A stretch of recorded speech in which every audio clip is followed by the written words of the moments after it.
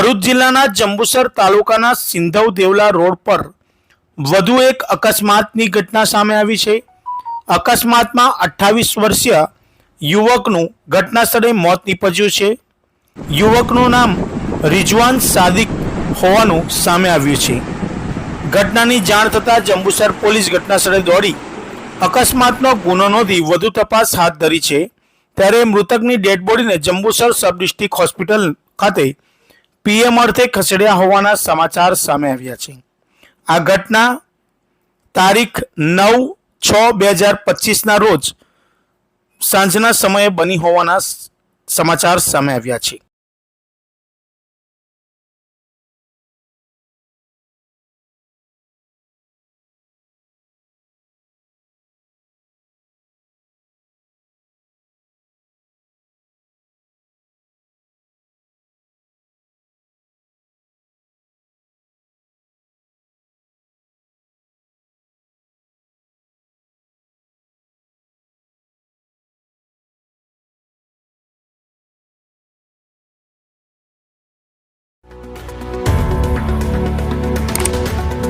Subscribe now and press the bell icon.